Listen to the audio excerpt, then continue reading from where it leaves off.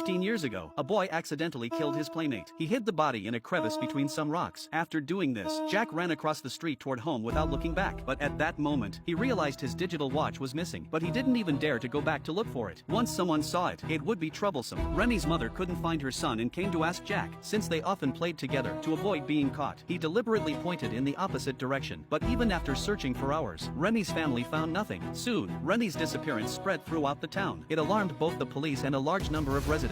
Television stations repeatedly broadcast missing person notices. Jack's mother assumed her son was worried about Remy, unaware that he was the cause of it all. Yet the thing Jack feared most was about to happen. The next day, the police brought him in for questioning. Despite the intense interrogation, Jack remained calm, claiming he only saw Remy pass by his house and knew nothing else. Seeing no useful leads, the police organized a thorough search of the town and surrounding areas. Still, they found nothing. The third day was the annual Christmas Eve. Town residents gathered in the church to sing and pray, but Remy's father sat silently in the corner. Eventually, his suppressed grief finally erupted. Et mon fils à moi, alors, il compte pour rien.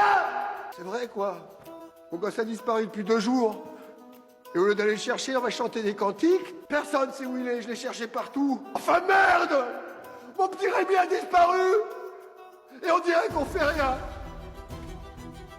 La police, ils disent qu'il s'est peut-être perdu, mais il paraît qu'une battue, ça peut pas se faire avant 2 jours. On me raconte que c'est dur à organiser, vous vous rendez compte?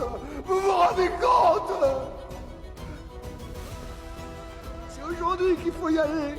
Qu'est-ce qui va devenir mon petit Rémi si on fait rien? Everyone understood the pain of a father who had lost his son. After consulting, the priest decided to mobilize all the residents to assist the police. The next morning, everyone entered the surrounding forest to search, organized by the authorities. Fearing his secret would be discovered, Jack joined the group. Although the rock crevice was well hidden, continued searching would eventually reveal it. Seeing that the crowd is getting closer and closer to the crevice, Jack is nervous to the extreme. Unexpectedly, the lead officer stopped everyone. The officer told them to return home and rest, promising to continue with police dogs the next day. Jack barely escaped disaster, but he was still uneasy he would be found once the dogs came. He planned to confess to his mother but hesitated and went upstairs instead. His mother looked at him thoughtfully and chose to remain silent. That night, a dramatic event occurred. Wild winds howled, lightning flashed, and the town was hit by a once-in-a-century storm. Jack hurriedly shut his bedroom door. His mother stepped forward to comfort him, but suddenly a large tree crashed through the window, hitting her on the head. She collapsed unconscious. Just as Jack was panicking, the raging flood suddenly burst through the door and into the house. Jack tried to drag his mother upstairs to safety, but his frail frame simply wasn't strong enough. Luckily, his mother regained consciousness just in time, and they managed to climb upstairs and escape. The next day, the town was in chaos, with massive damage and casualties. Everyone focused on disaster relief, putting the search for Remy on hold. Jack secretly returned to the hiding spot, staring at the rock crevice now covered by fallen trees, and finally felt a moment of relief. 15 years passed, and no one mentioned the missing boy except Remy's parents. Jack had also finally gotten together with his longtime crush, Amy. He thought Remy's death would remain buried forever, but the town suddenly began a forest redevelopment project, including the area where Jack had hidden the body, with many trees being cut down. His 15-year-old secret was on the verge of exposure. Jack knew he couldn't just wait, he had to destroy the evidence. That night, he returned to the rock crevice, which smelled foul, yet Remy's jacket hadn't decayed. Jack grabbed a shovel, trying to pull out the blue jacket, but the crevice was too narrow, and repeated attempts failed. The flashlight attracts the lumberjack, who rushes to lift his tools and flee. Soon the workers discover the hiding place of the body. The mayor held a press conference, confirming that the body in the crevice was indeed Remy. Autopsy revealed he had been struck in the temple with a blunt object, clearly murder. A white, brown-haired male hair DNA was also found on Remy's jacket, but is not in the database. Remy's father demanded DNA testing for all residents, but the mayor hesitated. Mass testing was expensive, and the killer could have been a stranger or vagrant. Searching that way would be like looking for a needle in a haystack. The town couldn't afford to invest the resources to investigate. Finding the killer would depend on him eventually submitting DNA, but there was no telling when that might happen. Remy's parents were devastated, while Jack breathed a sigh of relief so long as no DNA testing happened. He was safe. He thought the ordeal was over. But the next day, as Jack started work, a driver approached him and handed him a digital watch, the very one he had lost in the forest all those years ago. Back then, a car had passed by while he was hiding the body. Though Jack hid behind a tree, the driver recognized him instantly. The news of Remy's disappearance spread that same day. The driver suspected Jack immediately and had found his watch in the forest. He didn't report it because he liked Jack's mother, but he warned Jack that unless he confessed, he would live with this guilt forever. Just as Jack was panicking, his girlfriend announced she was pregnant and suggested marriage. Jack denied it was his child, but the girlfriend said if if you don't believe it. Get a DNA test. Jack panicked and, to protect his secret, agreed to marry her. The reason he didn't want to marry was that his girlfriend was the sister of the friend he had killed. He didn't know how he could face her family after marriage. After much hesitation, he still chose not to confess. Jack married Amy, and they soon had a child. On the surface, life seemed happy, but Jack endured immense daily torment. Every move, every expression from his in-laws and wife constantly reminded him of the monstrous crime he had committed.